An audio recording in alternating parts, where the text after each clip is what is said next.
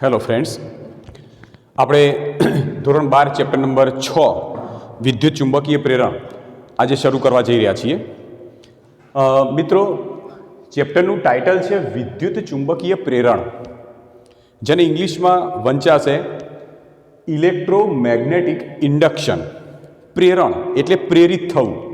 ચુંબકીય ક્ષેત્રના લીધે વિદ્યુત પ્રવાહ જ્યારે પ્રેરિત થાય છે તે ઘટના એટલે વિદ્યુત ચુંબકીય પ્રેરણ. ખ્યાલ આવી ગયો? ઓકે, તો હવે આપણે આ ચેપ્ટરની અંદર વિદ્યુત ચુંબકીય પ્રેરણને લગતી કેટલીક ઘટનાઓ છે, ફેરાડે કરેલા પ્રયોગો, લેન્ઝના પ્રયોગો, આ ઉપરાંત જનરેટર, એના વિશેની કેટલીક થોડી ઘણી માહિતી આપણે મેળવવાના છીએ. બરાબર છે?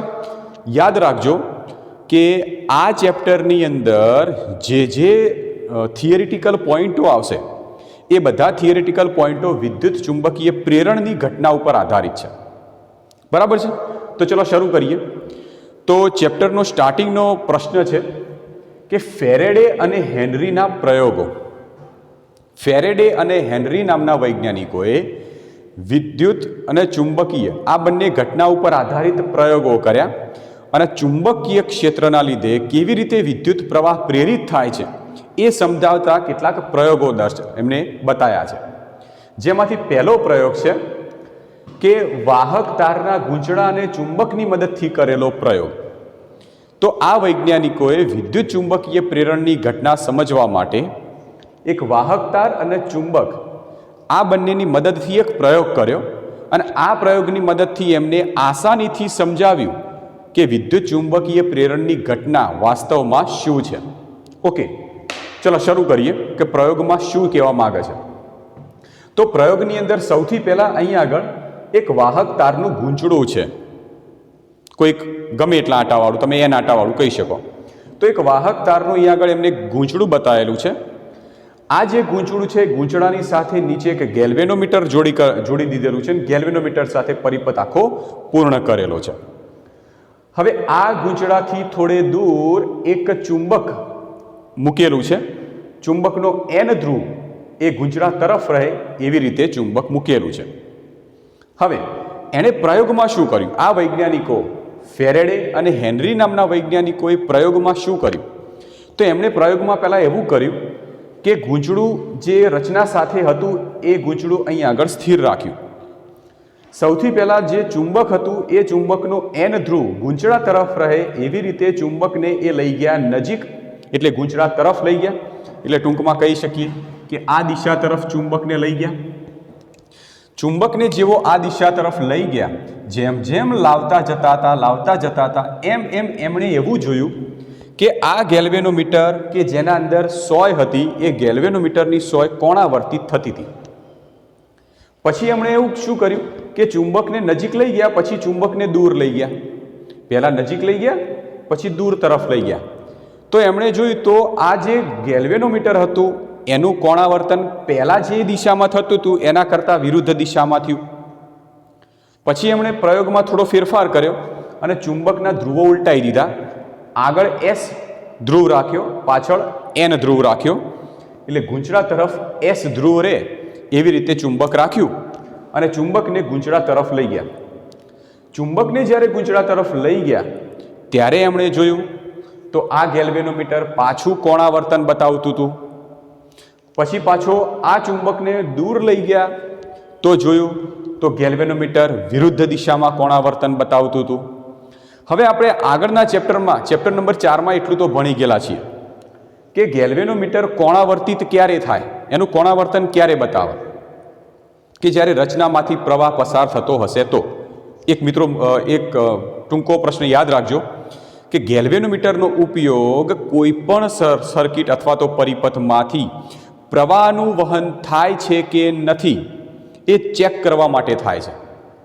ઘણા શું કહે છે કે ગેલ્વેનોમીટરનો ઉપયોગ તો પ્રવાહ માપવા માટે થાય, તો એ મીટર શું કરવા માટે થાય? ગેલ્વેનોમીટરનો યુઝ પ્રવાહ કઈ દિશામાં છે અને એ પરિપથમાંથી પ્રવાહ પસાર થાય છે કે નહીં એ ચેક કરવા માટે ગેલ્વેનોમીટર વપરાય છે. ઓકે, તો ગેલ્વેનોમીટર જો આ ચુંબકને ગૂંચળા તરફ લઈ જઈ, દૂર લઈ જઈ તથા ચુંબકના ધ્રુવો ઉલટાઈ અને નજીક લઈ જઈ, દૂર લઈ જઈ. આવી જ્યારે ઘટના કરી ત્યારે જોયું તો ગેલ્વેનોમીટર એક બાજુ, બીજી બાજુ, એક બાજુ, બીજી બાજુ આવી રીતે કોણાવર્તિત થતું હતું. આનો મતલબ એ થયો કે આ જે રચના હશે એ રચનામાંથી જો પ્રવાહનું વહન થતું હશે તો જ ગેલ્વેનોમીટર કોણાવર્તિત થાય. બરાબર છે? એટલે કે આ રચના કે જે કોઈ પણ સપ્લાય સાથે જોઈન્ટ નથી, જેમ કે આ બેટરી સાથે જોઈન્ટ છે, એવા કોઈ સપ્લાય સાથે જોઈન્ટ નથી, કોઈ બેટરી સાથે જોઈન્ટ નથી, તેમ છતાં એના અંદર પ્રવાહ ઉત્પન્ન થયો. અને આ પ્રવાહ ઉત્પન્ન થયો જેના આપણે શબ્દ વાપરીશું પ્રવાહ પ્રેરિત થયો. તો પ્રવાહ પ્રેરિત થાય છે એના લીધે ગેલ્વેનોમીટર કોણાવર્તિત થતું હશે. ખ્યાલ આવી ગયો? તો પહેલા પ્રયોગનું તારણ શું કે જ્યારે ચુંબકને ગૂંચળા તરફ લઈ જઈએ ક્યાં તો ગૂંચળાથી દૂર લઈ જઈએ તો આ ગૂંચળાની અંદર વિદ્યુત પ્રવાહ પ્રેરિત થાય છે જેના લીધે ગેલ્વેનોમીટર કોણાવર્તિત થાય છે. ત્યારબાદ એમણે પ્રયોગમાં થોડો ઉમેરો કર્યો અને એવું કર્યું કે ચુંબકમાં ચલો આ N ધ્રુવ રાખ્યો, આ S ધ્રુવ રાખ્યો, ચુંબકને નજીક લઈ ગયા અને આ જગ્યાએ લાઈન ઊભો રાખ્યો. ચુંબકને આ જગ્યાએ લાઈન ઊભું રાખ્યું. તો જ્યારે આ જગ્યાએ લાઈન ઊભું રાખ્યું તો જોયું તો ગેલ્વેનોમીટરનું કોણાવર્તન થઈ અને પછી બંધ થઈ ગયું. પણ જેવું પાછું એને ખસેડીએ છીએ, જેવું એનું સ્થાન બદલીએ છીએ, જેમ જેમ દૂર લેતા જઈએ પાછું કોણાવર્તન થાય છે. આનો મતલબ એવો થયો કે જો ચુંબકને ગૂંચળાની સાપેક્ષમાં ગતિ કરાવીએ છીએ તો જ આ ગૂંચળામાં પ્રવાહ પ્રેરિત થાય છે. પરંતુ ચુંબકને ગૂંચળાની નજીકમાં લાવી અને સ્થિર મૂકી દેવામાં આવે તો પ્રવાહ પ્રેરિત થતો નથી. બરાબર છે? પ્રયોગમાં આપણે આગળ એમ પણ વિચારી શકીએ કે માની લો કે ચુંબકને આપણે સ્થિર રાખીએ, ચુંબકને સ્થિર રાખીને ગૂંચળાને ગતિ કરાવીએ તો પણ આ ગેલ્વેનોમીટર પોતાનું કોણાવર્તન બતાવશે. તો આ પ્રયોગ ઉપરથી એક તારણ તો ફિક્સ થઈ ગયું કે આ તો ગૂંચળું ક્યાં તો ચુંબક આ બંનેની સાપેક્ષ ગતિ કરાવીએ તો ગેલ્વેનોમીટરનું કોણાવર્તન થાય છે. કેમ કોણાવર્તન થાય છે? કારણ કે ગેલ્વેનોમીટરમાંથી પ્રવાહ પસાર થતો હશે. અને પ્રવાહ કેવી રીતે ઉત્પન્ન થાય છે? તો જે ચુંબક છે એ ચુંબકનું પોતાની આસપાસ ચુંબકીય ક્ષેત્ર હોય છે. આ ચુંબકીય ક્ષેત્ર એ આ ગૂંચળાના સંપર્કમાં આવશે. બરાબર છે? તમે જેમ જેમ નજીક લઈ જશો એમ એમ અલગ અલગ ક્ષેત્ર રેખાઓ આ ગૂંચળાના સંપર્કમાં આવશે. જેમ જેમ દૂર લઈ જશો એમ એમ અલગ અલગ ક્ષેત્ર રેખાઓ ગૂંચળાના સંપર્કમાં આવશે. તો આ જે ચુંબકીય ક્ષેત્ર હતું એ ચુંબકીય ક્ષેત્રના લીધે આ ગૂંચળાની અંદર વિદ્યુત પ્રવાહનું વહન થયું, એટલે કે પ્રેરિત થયું.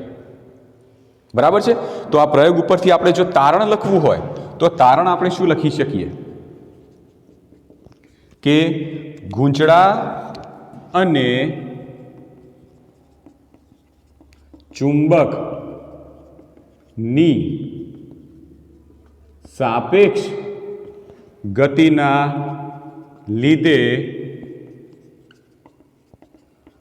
ગેલ્વેનોમીટરનું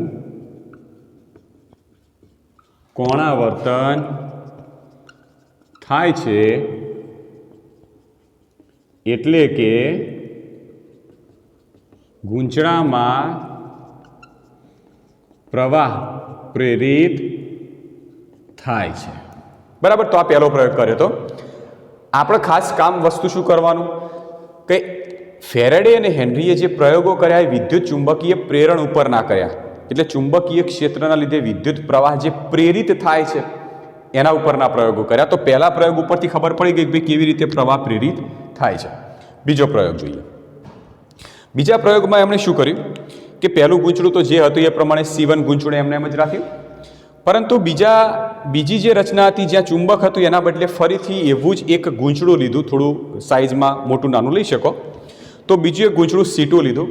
પરંતુ આ બીજા ગૂંચળાની સાથે બેટરીનું જોડાણ કરી દીધું. બરાબર છે? અને બેટરીનું જોડાણ કરીને આખો પરિપથ પૂર્ણ કરી દીધો. હવે આ ઘટના ઉપરથી વિદ્યુત ચુંબકીય પ્રેરણ કેવી રીતે સાબિત થાય છે સમજીએ. તો પ્રયોગમાં એવું થયું કે જ્યારે આ જે બેટરી હતી એ બેટરીને જ્યારે તમે સ્વિચ ઓન કરો છો, જેવો તમે બેટરીનું સ્વિચ ઓન કરશો એટલે તરત જ આમાંથી વિદ્યુત પ્રવાહનું વહન થાય છે. વિદ્યુત પ્રવાહના વહનના લીધે આ જે ગૂંચળું હશે એ ગૂંચળાની આસપાસ ચુંબકીય ક્ષેત્ર રચાશે. એ ચુંબકીય ક્ષેત્ર સીધું જ એ આ મોટા ગૂંચળા C1ના સંપર્કમાં આવશે.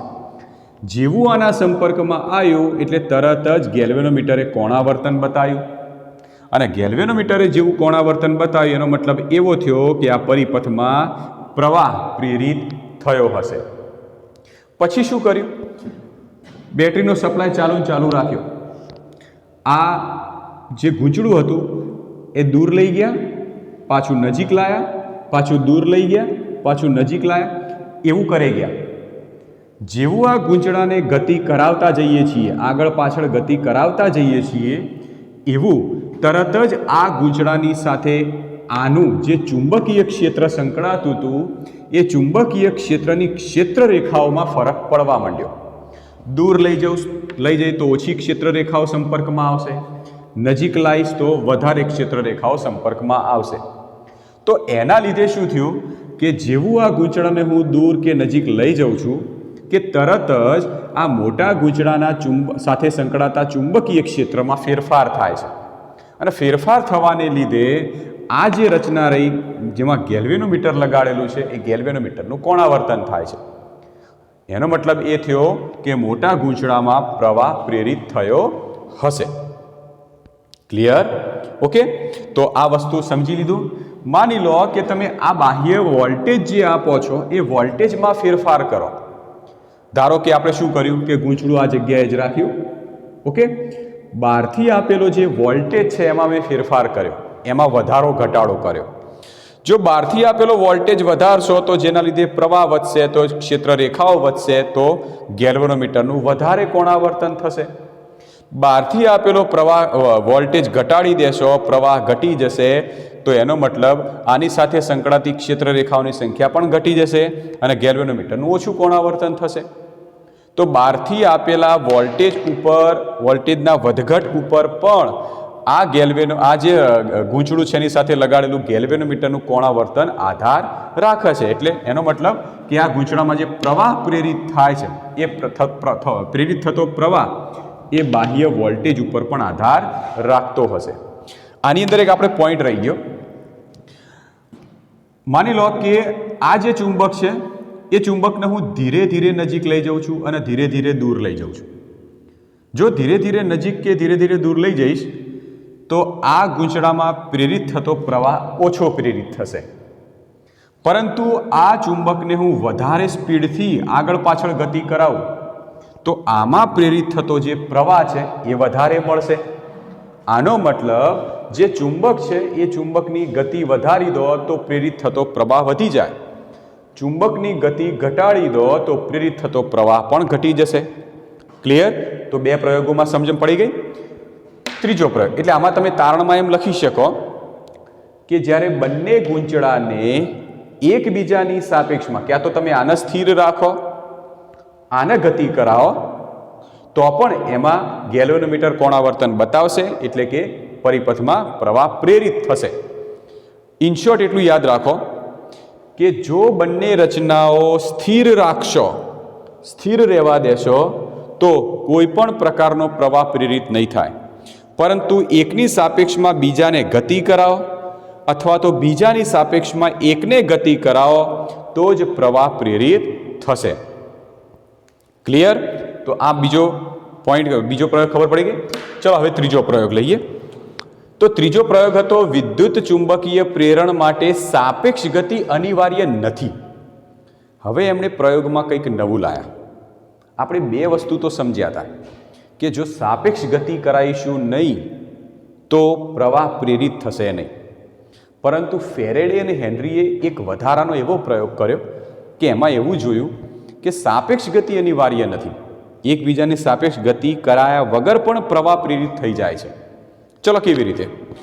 તો પ્રયોગની અંદર એક C1 પહેલું ગૂંચળું હતું એ, બીજું C2 જે બીજું ગૂંચળું હતું એના એ લીધું છે. C1 ગૂંચળાની સાથે ગેલ્વેનોમીટર લગાડી દીધું છે અને C2 ગૂંચળાની સાથે બેટરી અને એની સાથે એક વધારાની એક ઘટક લગાડેલો છે જેને આપણે કળ કહીએ છીએ, સ્વિચ કહીએ છીએ. એક સ્વિચ લગાડી દીધી. ઓકે, કેવી રીતે આખો પ્રયોગ થતો હશે સમજીએ.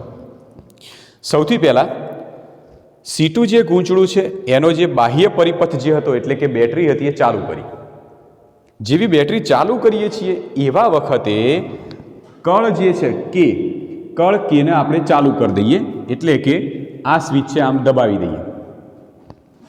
સ્વિચ દબાવી દેવાથી આખો પરિપથ પૂર્ણ થઈ ગયો અને પરિપથ જેવો પૂર્ણ થશે એટલે આમાંથી પ્રવાહ I વહેવાનું શરૂ કરી દેશે. આ જે પ્રવાહ વહેતો હશે તો પ્રવાહ સીધો જશે આ ગૂંચળાની અંદર અને ગૂંચળામાં જવાને લીધે એની આસપાસ ચુંબકીય ક્ષેત્ર રચાશે. આ ચુંબકીય ક્ષેત્રની કેટલીક ક્ષેત્ર રેખાઓ છે એ C1 ગૂંચળાના સંપર્કમાં આવશે. બરાબર છે. અને C1 ગૂંચળામાં જેવું ચુંબકીય ક્ષેત્ર સંપર્કમાં આવ્યું એટલે આ C1 ગૂંચળાની અંદર વિદ્યુત પ્રવાહ પ્રેરિત થયો અને વિદ્યુત પ્રવાહ પ્રેરિત થવાને લીધે ગેલ્વેનોમીટર એ પોતાનું કોણાવર્તન બતાવે છે. હવે પ્રયોગમાં શું કર્યું? આ બંનેને તો મેં સ્થિર જ રાખ્યા છે. બંનેમાંથી આને કે આને કોઈને પણ ગતિ કરાવતો નથી. પરંતુ આ સ્વિચ જે હતી કળ કે હતી એ મેં પાછી ખોલી દીધી. જેવી કળ કે ખોલી દીધી એટલે તરત જ પાછો અહીંથી વહેતો પ્રવાહ શૂન્ય થઈ ગયો કારણ કે ઓપન સર્કિટ થઈ ગઈ. અને પ્રવાહ જેવો શૂન્ય થયો એટલે તરત જ જોયું તો આ બાજુનું જે C1 ગૂંચળું હતું એના અંદર ગેલ્વેનોમીટર પાછું ક્ષણિક કોણાવર્તન બતાવવા માંડ્યું. સમજ્યા? ફરીથી જુઓ. સૌથી પહેલાં મેં આ કળ કે જે છે એ મેં દબાવી દીધી. જેવી કળ કે દબાઈ એટલે તરત જ આ રચનામાંથી I જેટલો પ્રવાહ, જે સ્થિર પ્રવાહ તમે કહી શકો, સ્થિર પ્રવાહ, I જેટલો સ્થિર પ્રવાહ એમાંથી વહી ગયો. જેવો પ્રવાહ વહે છે એટલે તરત જ ક્ષણિક પૂરતું આ ગેલ્વેનોમીટર કોણાવર્તન બતાવે છે અને પાછું મૂળ સ્થિતિમાં આવી જાય છે. તમે હજી આમાંથી પ્રવાહ વહેવાનું તો ચાલુ જ છે, તેમ છતાં C1 ગૂંચળાનું ગેલ્વેનોમીટર ક્ષણિક કોણાવર્તન બતાવીને પાછું સ્થિર થઈ જાય છે. ભલે આમાંથી પ્રવાહ વહેતો હોય, ભલે આનું ચુંબકીય ક્ષેત્ર નીકળી આના સંપર્કમાં આવતું રહેતું હોય, પરંતુ આ ગેલ્વેનોમીટર ક્ષણિક કોણાવર્તન કરી અને સ્થિર થઈ જાય છે. બીજી ઘટનામાં શું કર્યું કે આ કળ કે જે છે એ ખોલી દીધી. કળ કે જેવી ખોલી દઈએ છીએ એટલે તરત જ પાછું ગેલ્વેનોમીટર ક્ષણિક કોણાવર્તન કરી અને સ્થિર થઈ જાય છે. આનો મતલબ શું થયો હશે? કેમ એવું થયું? જ્યારે પહેલી ઘટનામાં મેં કળ કે દબાવી દીધી હતી, સર્કિટમાંથી પ્રવાહનું વહન કરાયું હતું એટલે ગેલ્વેનોમીટર ક્ષણિક કોણાવર્તન કરી અને પાછું સ્થિર થઈ જાય છે, ભલે હું આમાંથી I જેટલો પ્રવાહ ચાલુ રાખું તેમ છતાં. બીજી ઘટનામાં શું થયું કે હું કળ કે ખોલી દઉં છું એટલે તરત જ આ ગેલ્વેનોમીટર પાછું ક્ષણિક કોણાવર્તન કરી અને સ્થિર થઈ જાય છે. આનો મતલબ એ થયો કે આ પ્રથમ ગૂંચળું જે C1 છે એ C1ની અંદર પ્રેરિત થતો જે પ્રવાહ છે એ જે પ્રવાહ પહેલું જે આ બાજુનું જે C2 ગૂંચળું છે એ C2 ગૂંચળામાંથી વહેતા સ્થિર પ્રવાહ પર આધારિત નથી. સમજ્યા શું કહું છું? C1 ગૂંચળામાં પ્રેરિત થતો જે પ્રવાહ છે એ પ્રવાહ C2 ગૂંચળામાંથી વહેતા સ્થિર પ્રવાહ પર આધારિત નથી, પરંતુ પ્રવાહના ફેરફાર ઉપર આધારિત છે. કેવી રીતે ફેરફાર સમજીએ. શરૂઆતમાં તમે સ્વિચ ખોલી નાખશો. માની લો કે તમે પહેલાં સ્વિચ બંધ કરી દીધી છે અને આ પરિપથમાંથી 2 એમ્પિયર જેટલો પ્રવાહનું વહન થાય છે. જેવો 2 એમ્પિયર મળ્યો એટલે આ ગેલ્વેનોમીટર કોણાવર્તિત થઈ અને તરત સ્થિર થઈ ગયું. હવે તમે જેવી આ સ્વિચ ખોલી દો છો એટલે પ્રવાહ શૂન્ય થઈ જાય છે. જેવો શૂન્ય થશે એટલે પાછું ગેલ્વેનોમીટર કોણાવર્તન થઈ અને સ્થિર થઈ જાય. ફરીથી સ્વિચ દબાવી દો એટલે પાછો પ્રવાહ થઈ જશે 2 એમ્પિયર. જેવો 2 એમ્પિયર થાય એટલે કોણાવર્તન કરશે. ફરીથી સ્વિચ ખોલી દેશો એટલે 2 માંથી 0 એમ્પિયર પ્રવાહ થઈ જશે આ પરિપથનો, એટલે તરત જ આ ગેલ્વેનોમીટર કોણાવર્તન કરશે. આનો મતલબ એવો થયો કે તમે સ્વિચ ખોલી નાખો છો એટલે 0 એમ્પિયર પ્રવાહ થાય છે, સ્વિચ બંધ કરી દો છો એટલે 2 એમ્પિયર પ્રવાહ થાય છે. આમ 0 થી 2 ની વચ્ચે પ્રવાહમાં ફેરફાર થાય છે. આ જે ફેરફાર થાય છે એ ફેરફારના લીધે આ બાજુ ગેલ્વેનોમીટર કોણાવર્તિત થાય છે. તો ગેલ્વેનોમીટરનું કોણાવર્તન એટલે કે C1 ગૂંચળામાં પ્રેરિત થતો જે પ્રવાહ જે છે એ પ્રવાહ C2 ગૂંચળામાંથી વહેતા સ્થિર પ્રવાહ પર આધારિત નથી, પરંતુ પ્રવાહના ફેરફાર ઉપર આધારિત છે. ક્લિયર? પ્રવાહમાં ફેરફાર થયો એટલે ચુંબકીય ક્ષેત્રમાં ફેરફાર થયો. ક્લિયર? તો આ 3 પ્રયોગો એ ફેરાડે અને હેનરી નામના વૈજ્ઞાનિકોએ વિદ્યુત ચુંબકીય પ્રેરણની ઘટના સમજવા માટે કર્યા હતા. આ 3 પ્રયોગો ઉપરથી એક વાત તો ફલિત થઈ ગઈ કે ભલે આ બંને રચનાઓ એકબીજા સાથે કનેક્ટેડ નથી, એટલે કે આ ગૂંચળાનું કનેક્શન આની સાથે પણ આપ્યું નથી કે આ ગૂંચળાનું કનેક્શન આની સાથે કોઈ પણ વાહક તારથી જોડાણ કર્યું નથી, બંને વચ્ચે અવકાશ છે થોડો. તેમ છતાં એક ઘટનામાં કંઈક ફેરફાર કરીએ છીએ તો બીજી ઘટનાની અંદર પ્રવાહ પ્રેરિત થાય છે. તો આ ઘટનાને વિદ્યુત ચુંબકીય પ્રેરણ કહે છે. તો વિદ્યુત ચુંબકીય પ્રેરણ એટલે એક ગૂંચળામાંથી પ્રવાહ વહેવાને લીધે, પ્રવાહમાં ફેરફાર થવાને લીધે બીજા ગૂંચળામાં પ્રવાહ પ્રેરિત થતો હોય તો આ ઘટનાને વિદ્યુત ચુંબકીય પ્રેરણ કહેવાય. Electromagnetic induction. વસ્તુ ખાસ મગજમાં રાખજો, ઇલેક્ટ્રોમેગ્નેટિક ઇન્ડક્શનની ઘટનામાં બંને સર્કિટો અથવા બંને પરિપથો વચ્ચે કોઈ પણ પ્રકારનું જોડાણ કરેલું હશે નહીં. બંને છૂટા છૂટા છે, પણ એકમાં કંઈક ફેરફાર કરું છું જેના લીધે બીજાની અંદર પ્રવાહ પ્રેરિત થાય છે. આનું જીવતું જાગતું એક ઉદાહરણ છે આપણા ઘરે રહેલી જનરેટર. જનરેટરમાં શું હોય છે? તો જનરેટરની અંદર મોટા મેગ્નેટ હોય, ચુંબક હોય છે. હવે લાઇટ જાય ત્યારે જનરેટરનું આપણા સ્વિચબોર્ડ સાથે જો જોડાણ કરેલું હોય એટલે જેવું જનરેટરના હાથાથી જનરેટરને ફેરવીએ છીએ એટલે શું થશે કે અંદર રહેલા જે શક્તિશાળી ચુંબકની વચ્ચે રહેલું એક આર્મેચર છે.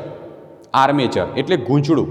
એ ગૂંચળું જેવું આપણે ચકેડું ફેરવીએ, જનરેટરને ફેરવીએ છીએ એટલે ગૂંચળું આર્મેચર ફરે છે.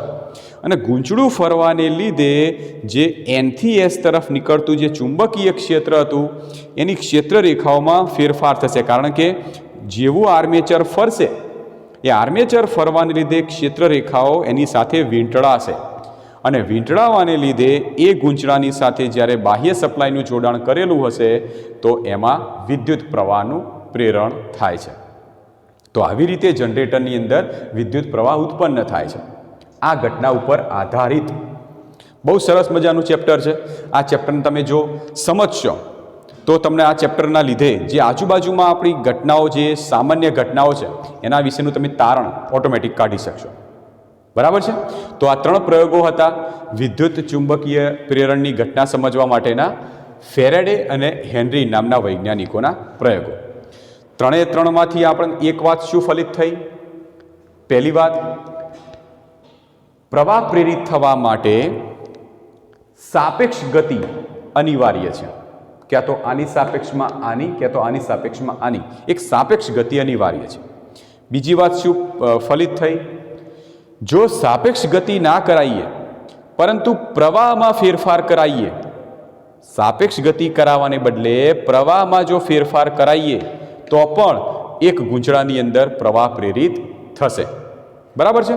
ઓકે, તો આ જે પ્રયોગો હતા જે ફેરાડે અને હેનરી નામના વૈજ્ઞાનિકોએ વિદ્યુત ચુંબકીય પ્રેરણની ઘટના સમજવા માટેના પ્રયોગો હતા. તો આ બંને વૈજ્ઞાનિકોએ વિદ્યુત ચુંબકીય પ્રેરણની ઘટના સમજાવી હતી પ્રયોગો અનુસાર. એમના શોધક હતા આ બંને વૈજ્ઞાનિકો. ત્યારબાદ હવે આપણે એક નવો પ્રશ્ન લઈએ.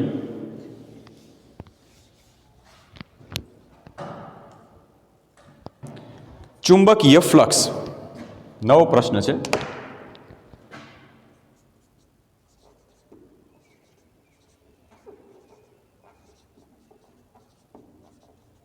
ચુંબકીય ફ્લક્સ જેને કહેવાશે મેગ્નેટિક ફ્લક્સ. અને એના માટેની સંજ્ઞા છે ફાઈ બી. ચુંબકીય ફ્લક્સ અથવા તો મેગ્નેટિક ફ્લક્સ જેના માટેની આપણે સંજ્ઞા રાખીએ છીએ ફાઈ બી. ઓકે, તો ચુંબકીય ફ્લક્સ સમજવા માટે આપણે ચેપ્ટર નંબર 1 પર પાછા જઈએ. ચેપ્ટર નંબર 1 ની અંદર આપણે એક થિયરી ભણી ગયા હતા વિદ્યુત ફ્લક્સની. ચેપ્ટર નંબર 1 જે વિદ્યુત શાસ્ત્રનું જે ચેપ્ટર હતું એમાં આપણે વિદ્યુત ફ્લક્સ જેના આપણે ફાઈ ઈ સંજ્ઞાથી દર્શાવતા હતા, તો એ વિદ્યુત ફ્લક્સ માટેનું આપણે સૂત્ર એમાં ભણી ચૂકેલા હતા. શું હતું કે વિદ્યુત ફ્લક્સ ફાઈ ઈ એટલે વિદ્યુત ક્ષેત્ર ઈ અને ક્ષેત્રફળ એ ના ડોટ ગુણાકારને વિદ્યુત ફ્લક્સ કહેવાય. ચેપ્ટર નંબર 1 માં આવતું હતું. બરાબર છે. આને તમે આમ પણ લખી શકો કે ફાઈ ઈ બરાબર ઈ એ કોસ થીટા, જ્યાં થીટા એ ઈ અને એ વચ્ચેનો ખૂણો છે. ક્લિયર? તો આ સૂત્ર આપણે વિદ્યુત ભારો અને વિદ્યુત ક્ષેત્રમાં જે વિદ્યુત ફ્લક્સ ઉત્પન્ન થાય છે એનું સૂત્ર આપણે ભણી ચૂકેલા હતા. સેમ આવી રીતે ચુંબકીય ફ્લક્સનું પણ આવું જ એક સૂત્ર બને છે કે ચુંબકીય ફ્લક્સ ફાઈ બી બરાબર સેમ આવી રીતે જેમ વિદ્યુત ભારો અને વિદ્યુત ક્ષેત્રમાં ક્ષેત્રની રાશિ હતી વિદ્યુત ક્ષેત્ર, એવી જ રીતે ચુંબકની અંદર રાશિ છે ચુંબકીય ક્ષેત્ર બી, અને ક્ષેત્રફળ માટે તો કોઈ બીજી અલગ સંજ્ઞા વાપરે જ નથી. તો ચુંબકીય ફ્લક્સનું સૂત્ર થાય ફાઈ બી બરાબર સદિશ બી ડોટ સદિશ એ. એને લખાશે બી એ કોસ થીટા ફાઈ બી બરાબર. ક્લિયર? તો આ જે સૂત્ર હતું એ સૂત્ર છે ચુંબકીય ફ્લક્સ માટેનું સૂત્ર, જે આપણે વિદ્યુત ફ્લક્સ માટેનું જે સૂત્ર હતું એના ઉપરથી લાવ્યા હતા. એટલે તમે એમ કહી શકો કે માની લો કે એ જેટલા ક્ષેત્રફળવાળું કોઈ સમતલ છે, એ સમતલમાંથી બી જેટલું જો ચુંબકીય ક્ષેત્ર પસાર થતું હોય તો એ સમતલ સાથે સંકળાયેલું ફ્લક્સ ફાઈ બી બરાબર આ સૂત્રની મદદથી અપાય છે. એટલે આને દર્શાવવું હોય તો આવી રીતે દર્શાવાય કે એ જેટલા ક્ષેત્રફળ વાળા સમતલમાંથી બી જેટલું ચુંબકીય ક્ષેત્ર પસાર થાય તો આ સમતલ સાથે સંકળાયેલ ચુંબકીય ફ્લક્સ એના માટેનું આ સૂત્ર છે. કોઈ સમતલ હોય, માની લઈએ કે ધારો કે આ કોઈક સમતલ છે. ઓકે, આપણે આવી રીતે વિચારી શકીએ. ધારો કે એક આ સમતલ છે. આ સમતલના ક્ષેત્રફળનો સદિશ આ દિશામાં છે. એવું માની લઈએ કે આ સમતલમાંથી પસાર થતું ચુંબકીય ક્ષેત્ર એ આવી દિશામાં છે. આ છે ચુંબકીય ક્ષેત્ર. તો ચુંબકીય ક્ષેત્ર જે બી છે એ ક્ષેત્રફળ સાથે ધારો કે થીટા ખૂણો બનાવે છે. તો હવે આ સમતલ સાથે સંકળાતું ચુંબકીય ફ્લક્સ કેટલું હશે? તો એના માટેનું જે સૂત્ર છે આ છે કે ફાઈ બી બરાબર બી એ કોસ થીટા, જ્યાં થીટા એ બી અને એ વચ્ચેનો ખૂણો. તો બી છે આ દિશામાં, એ છે આ દિશામાં, બંને વચ્ચેનો ખૂણો થીટા છે. તો આના માટેનું ચુંબકીય ફ્લક્સનું સૂત્ર થશે ફાઈ બી બરાબર બી એ કોસ થીટા. તો જો કોઈ ચોક્કસ આકારનું સમતલ હોય તો એના માટે ચુંબકીય ફ્લક્સનું આપણે આ સૂત્ર વાપરી શકીએ. પણ માની લો કોઈ અનિયમિત આકારનું સમતલ હોય તો, એટલે આવી રીતે છે. ધારો કે કોઈ અનિયમિત આકારનું આપણે સમતલ લઈ લઈએ. ઓકે, હવે આમાંથી ચુંબકીય ક્ષેત્ર આવી રીતે પસાર થાય છે.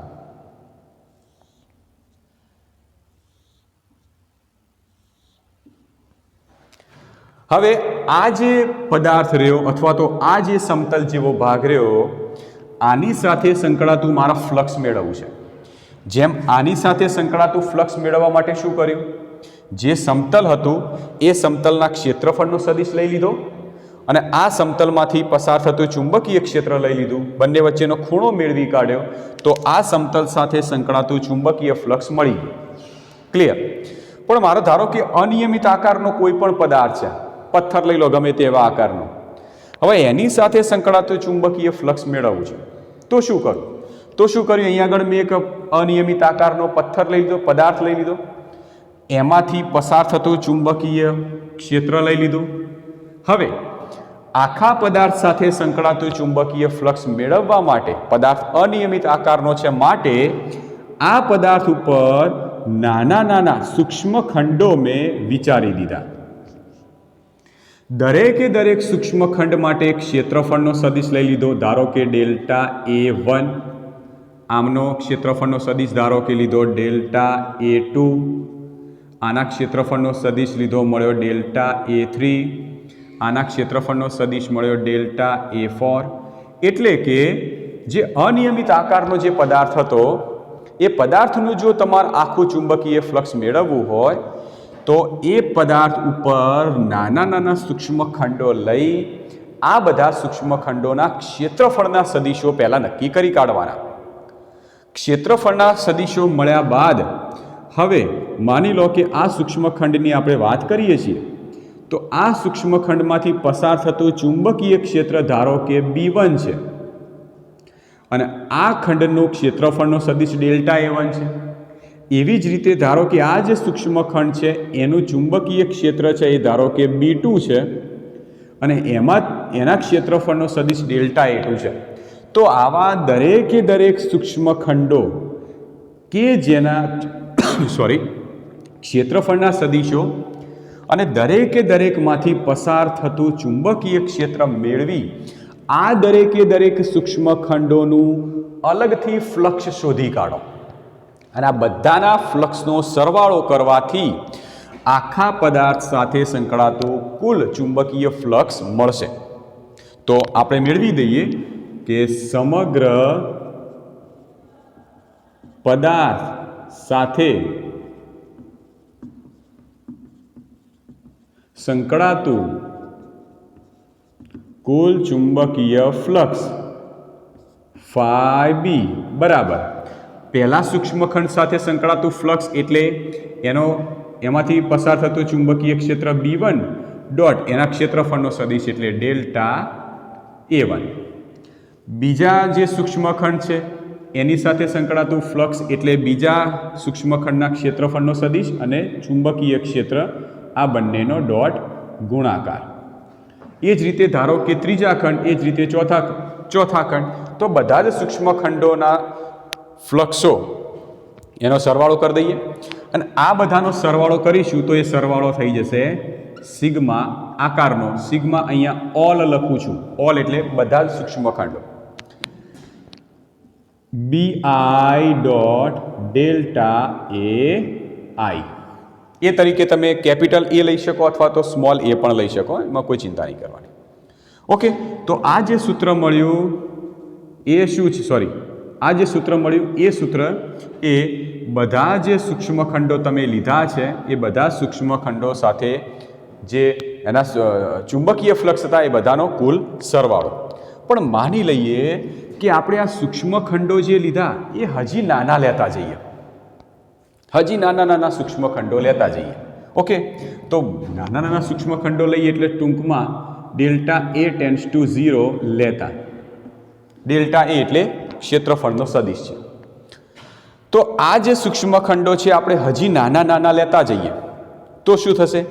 તો એક નાનો સૂક્ષ્મખંડ એનું ફ્લક્સ, બીજાનું, ત્રીજાનું, ચોથાનું, પાંચમાનું, છઠ્ઠાનું, સાતમાનું એમ કરતાં બધા નાના સૂક્ષ્મખંડોના ફ્લક્સનો સરવાળો કરીશું ત્યારે સમગ્ર પદાર્થનો કુલ ફ્લક્સ મળશે. બરાબર, જે ઓલરેડી આપણે શોધી કાઢેલું છે. પણ આની અંદર જે સૂક્ષ્મખંડ લીધા થોડા મોટા લીધા છે, પણ આ સૂક્ષ્મખંડો હજી નાના લેતા જઈએ તો આવી સ્થિતિમાં આ જે કિંમત હતી એ કિંમતની સાથે લિમિટ આવી જશે. તો ફ્લક્સ phi b બરાબર limit delta A tends to 0. Okay, sigma all bi dot delta small a લઉં છું small a I. Okay, therefore phi b બરાબર, હવે લિમિટ લઈ લો એટલે સીધું શું થઈ જાય, આ છે એ થઈ જશે d અને સિગ્મા થઈ જશે સંકલન all bi dot d a I, અથવા તો આપણે આને આવી રીતે પણ લખી શકીએ કે phi b બરાબર સંકલન b ડોટ ડી એ. તો આ આપણને એક વ્યાપક સૂત્ર મળ્યું ચુંબકીય ફ્લક્સ ફાઈનું. ક્લિયર?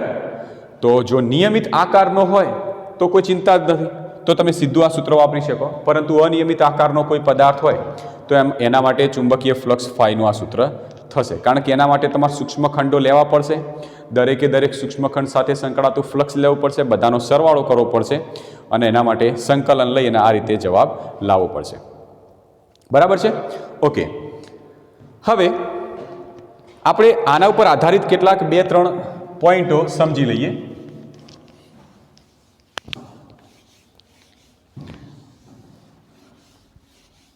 માની લઈએ કે કોઈ સમતલમાંથી નિયમિત ચુંબકીય ક્ષેત્ર પસાર થાય છે.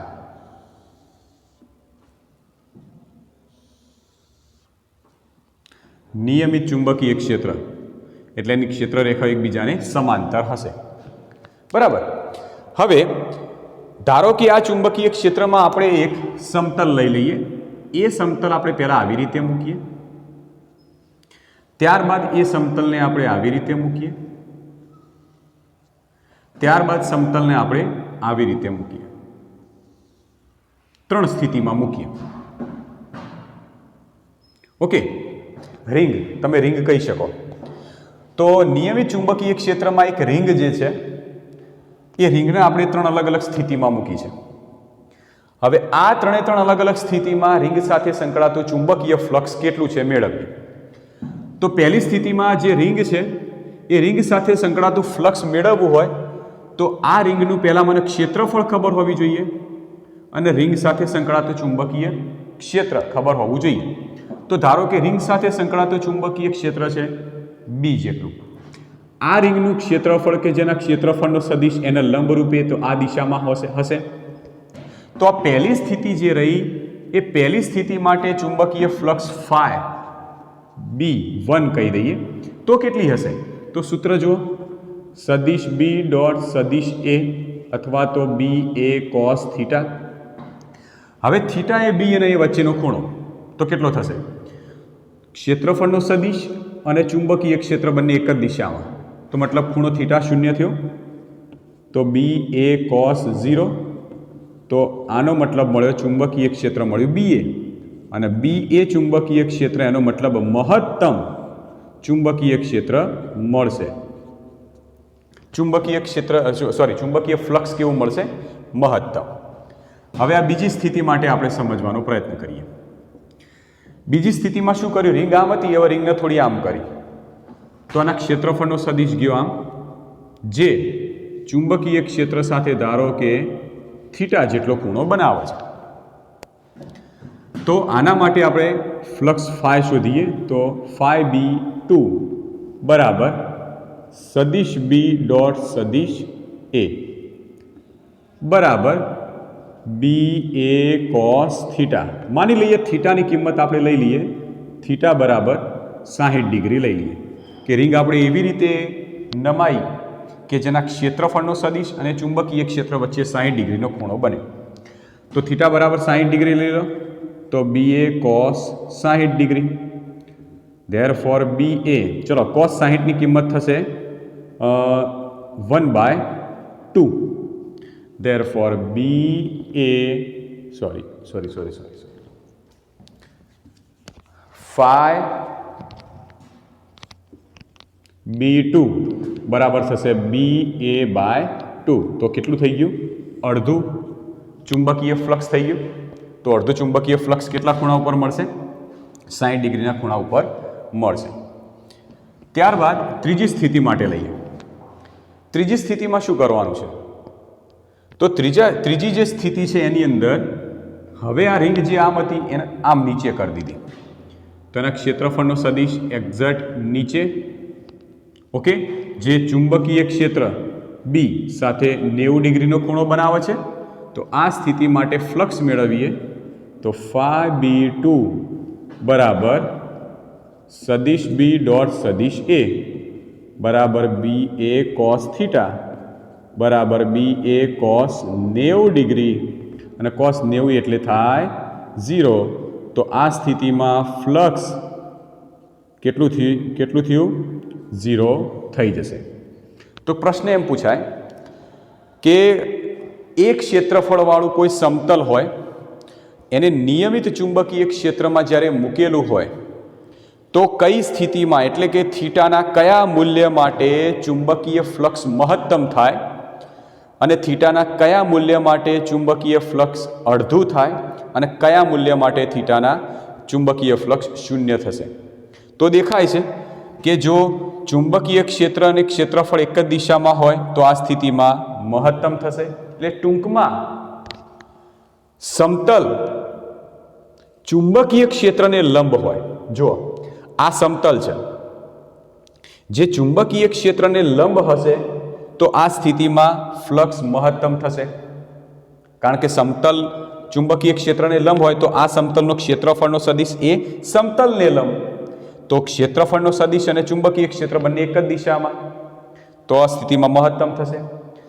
જો સમતલ એ ચુંબકીય ક્ષેત્ર સાથે 60 ડિગ્રીના ખૂણા ઉપર હોય તો ફ્લક્સ અડધું અને સમતલ એ ચુંબકીય ક્ષેત્રને સમાંતર હોય તો આ સ્થિતિમાં ફ્લક્સ શૂન્ય.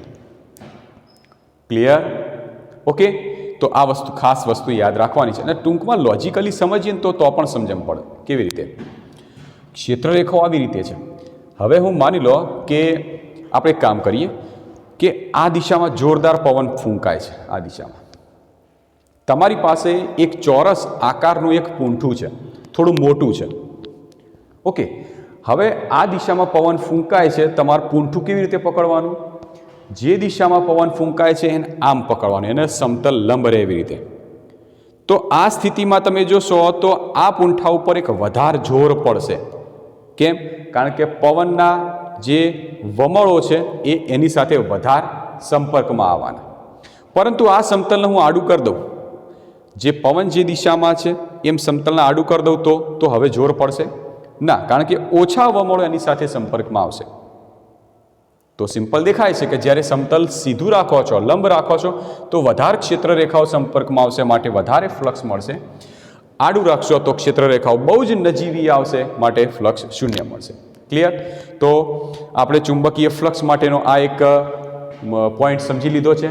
સરસ મજાનો પોઈન્ટ છે. આના ઉપર આધારિત દાખલાઓ ઘણા બધા આપણે સમજી શકીએ છીએ.